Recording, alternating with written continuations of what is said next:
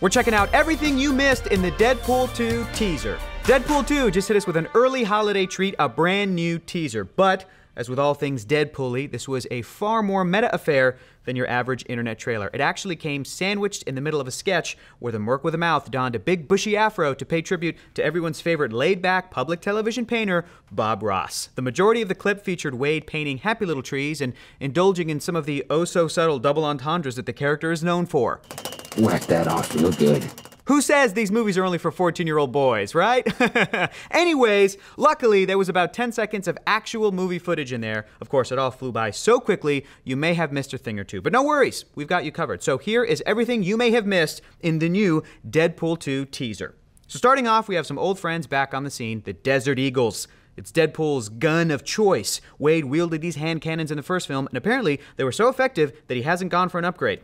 Next, we get a little bit of pyrotechnics, but where is it, and who's causing it? Well, from the looks of those protective transport containers and these bald dudes in yellow jumpsuits fighting some sort of squad in riot gear, we think this is some kind of mutant holding facility. And since the explosion seems to be coming from inside one of the containers, we're guessing it's doing a bad job of containing someone's mutant powers. Moving ahead, things are looking pretty stable for Vanessa and Wade's relationship here, which is great. Of course, the lighting and framing here has a very soft-focused dream scene quality to it, so could this be nothing more than a fantasy of a pleasant memory? We kind of hope not.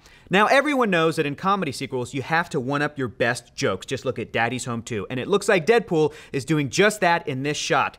Instead of losing a hand, he's losing an entire arm and using a little bit of duct tape to keep it in place. Also, Dopinder is back. Yay, Dopinder! And hey, Negasonic Teenage Warhead is back too, using her greatest power, her sardonic teenage sass. And what's that behind her? Why, it looks like one of the mutant holding trucks we've seen in on-set photos. Also interesting. Here we have Deadpool dropping down in the rain, sans his red and black jumpsuit, and chasing a dude down before he slams him through a car. And here's a young pyrotechnic mutant, played by Julian Dennison from The Hunt for the Wilder People by Taika Waititi. Go see it. Showing off some of his powers. Could he be the same one who escaped that holding facility a few shots earlier? The signs draped around the church-like setting all mention keeping the blood pure. Oh, I don't like that. Which leads us to believe this may be something like the Church of Humanity from the X-Men comics. Next, we have our very first look at Zazie Beetz in action as Domino. Greatest name ever, Zazie Beetz. A transport truck smashing through a glass building. Wade rooming with Blind Al again. Oh no, does this mean he and Vanessa are actually on the rocks? Ooh, and the return of TJ Miller as Weasel. And what's the deal with this shot of Deadpool popping out of a casket? We can only imagine someone giving a eulogy about how the first movie already drove Deadpool into the ground, and then he pops up to announce we're doing it all again. Boom, sequel, baby. Oh my God! And also, some weird metal hand reaching out onto a work table, but they put that at the very end, so we're guessing it's nothing super important. Maybe some sort of link or cable to the first film. Of course, we would be remiss in not calling out all of the Bob Ross jokes that bookend the footage. Ross Poole's list of paint colors is chock full of film and pop culture mentions. In the pop culture category, we have Girls of Indigo, an homage to the folk rock duo that came to fame in the late 80s.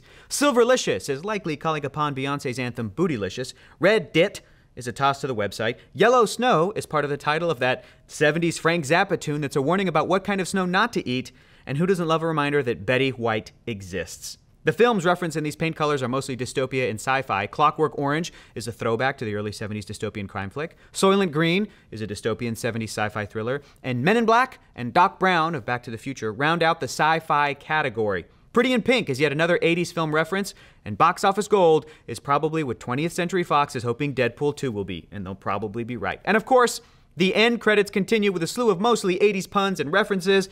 Ross Babart is just an inversion of Bob Ross art. Jerrica Benton is the alter ego of Jem from the original Jem and the Holograms. And yes, we are making a point to only reference the original Jem and the Holograms. Sorry, new movie. Geordie LaForge as chief engineer is plucked straight from Star Trek The Next Generation. I like that. That's good. Blanche Devereaux is the flirtiest and southernist of the Golden Girls. I'll give you something spicy, and I poured the gazpacho right down his pants. Ted E. Ruxpin is the grown-up name of the popular 80s and 90s talking toy bear, Teddy Ruxpin. Wayne Campbell and his operation of both Camera 1 and Camera 2 are references to Mike Myers' character from Wayne's World and Wayne's World 2. Tom Edison is the famous inventor best known for inventing the incandescent light bulb.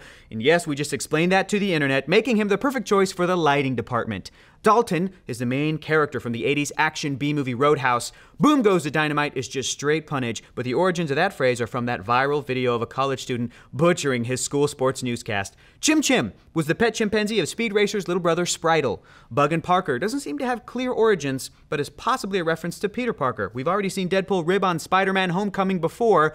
But what do you guys think? Do we still have lots of Deadpool sketches coming our way until it hits theaters? And when will this get old? Let's discuss. Be sure to like and subscribe so you don't miss one of our world famous stories, theories, or breakdowns. If you're a YouTube viewer, mash that little bell and you'll get notified as soon as a new video pops. And Facebook viewers, give us a like, why won't you?